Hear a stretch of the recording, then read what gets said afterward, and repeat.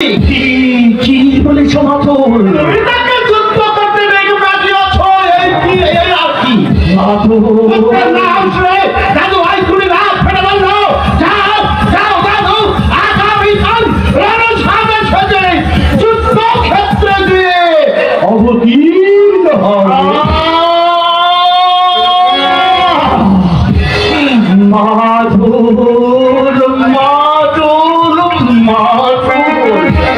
আমার একমাত্র আশার প্রদীপ, আমার স্নেহের দ্বীপ লক্ষণকেও তোমরা বাঁচতে দিলে না মাতুল। দাদা তুমি শুধু তোমার নিজের ছেলে লক্ষণের কথা চিন্তা করছো, আমাদের ছেলেরাকে যুদ্ধ করছে না, তারা প্রাণ দিচ্ছে না। দিচ্ছে বলেই তো হস্তিনার রাজপ্রাসাদে এত বিধবার করুণ করুণ দিচ্ছে বলেই তো হস্তিনার রাজপ্রাসাদে এত উদ্বেলিত উৎসাহ দিচ্ছে বলেই তো হস্তিনার রাজপ্রাসাদে এত ভোগ যন্ত্রণার কাতর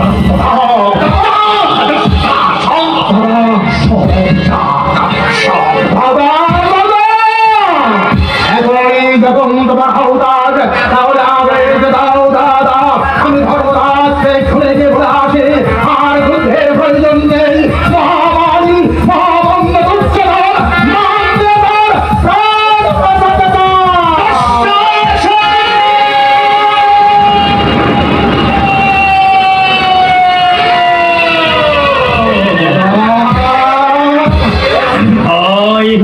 তুমি মহামারী দুর্যোধনকে চিনতে পারো নি?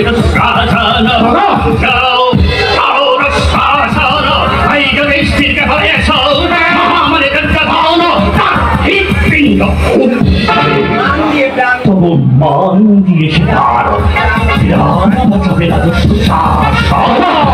কিছুতেই না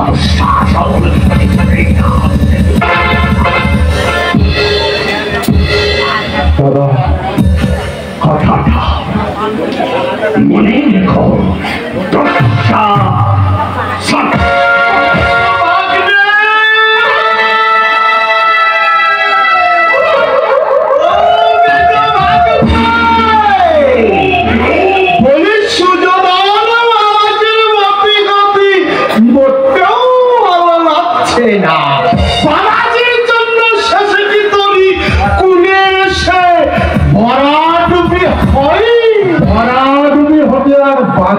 আছে কি মাতুল?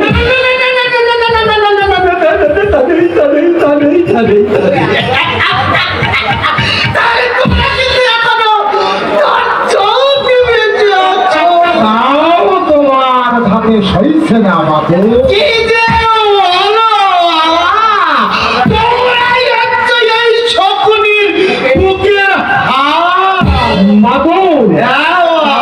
আমাদের জন্য একটা কাজ তুমি করতে পারো? তোমাদের জন্য আমি কি না করতে পারি?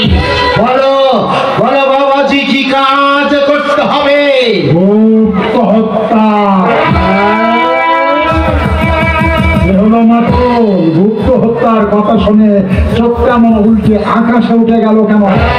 পঞ্চপাণ্ডবের শক্তির উৎস ওই তারকপতি কৃষ্ণকে গুপ্ত হত্যা করে শ্রীমতীদের জন্য পৃথিবীর বুক থেকে সরিয়ে দিতে হবে।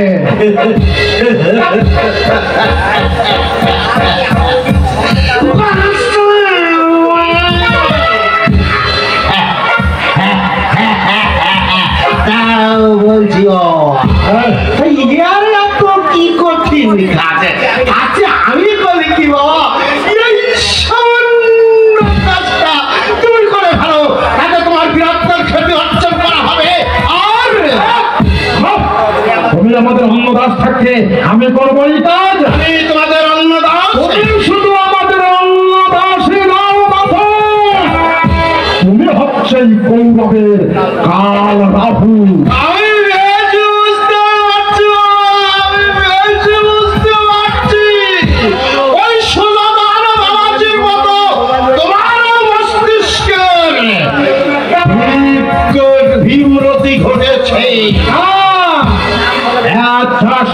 তাই বললাম এতদিন শুধু তোমার পদ্ধতি আমি চলে করেছি, কিন্তু একটা কথা বলে রেখো মাতল, আমাকে ওই সমুদ্রের বুকে ফেলে দিয়ে তুমি কিন্তু একা বাঁচতে পারবে না।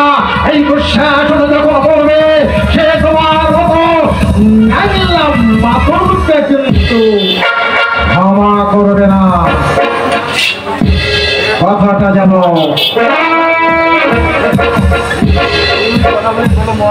মনে থাকে মাতল। দুঃশাসন বললে সকলেও কিন্তু আজ যাবে না।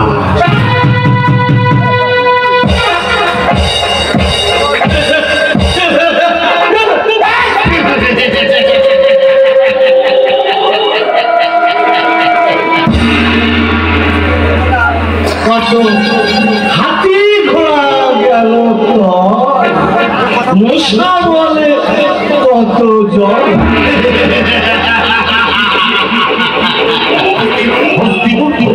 ওই হস্তিমূর কথা আমাকে দিয়ে কৃষ্ণকে গুপ্ত হত্যা করাতে চেয়েছিল।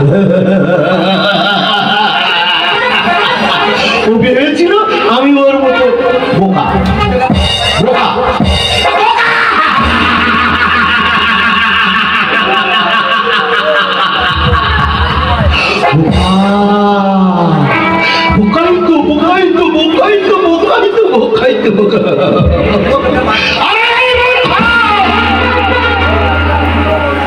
কৃষ্ণকে মানতে পারে তিনি জগতে এমন শক্তি কারণ করতে হবে ওদেরই। এই সকলেই প্রতি হিংসা যাচ্ছে ওদের হবে আত্মহত্যা আমি আমার পৃথিবীর পরিশোধ হবে নতুবা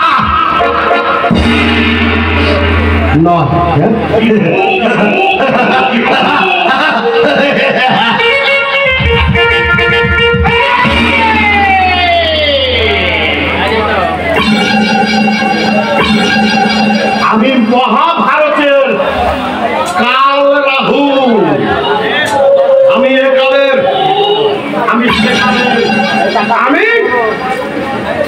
সর্বকালের।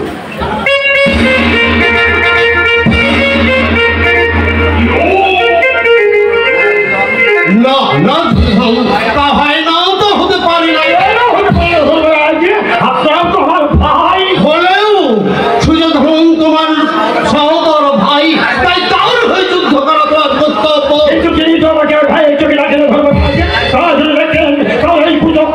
বিশ্বাস করে পূজা করেছি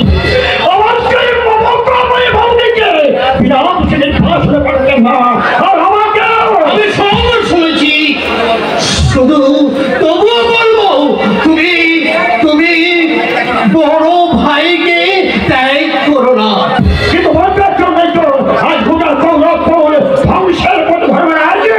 তাহলেও তোমাকে তার হয়ে যুদ্ধ করতেই হবে।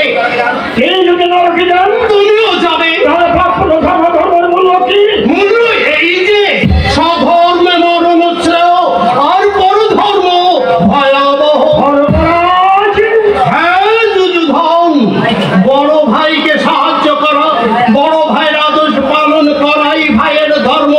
আর সেই ধর্ম পালন করতে গিয়ে তোমার যদি মরণ হয় সেই মৃত্যুই হবে তোমার মহাগৌরবের। যাও যাও যুদ্ধধন সুযোধনের হয়ে যুদ্ধ করোগে, আমি আসি। আপনি তাহলে আমাকে গ্রহণ করবেন না ধর্মরাজ? আমাকে ভুল বুঝো না যুদ্ধধন, ভাইয়ের অধিকার রক্ষায় আমার এই সংগ্রাম। তাই ভাই হয়ে আরেকজনের ভাইকে তার বুক থেকে আমি কেড়ে নিতে পারবো না যুদ্ধধন, কিছুতেই না। আজ বুঝলাম ধর্মরাজ কিসের এত বড়, এমন আদর্শ মানুষকে আমার কথা চিনবে না। আমার দুর্ভাগ্য যে আমাকে ওই অধর্মের পক্ষে অস্ত্র ধারণ করতে হবে। আমারও সৌভাগ্য সুযোগ কথা, তাই বিনার পক্ষে আমি যুদ্ধ করতে এসেছি। কিন্তু তোকে পাঠাতে হয় না, আমি তো তোমারই মতো পবিত্র রাজপুত্র, যুদ্ধের উন্মাদনা তো আমার রক্তের সঙ্গে মিশে আছে।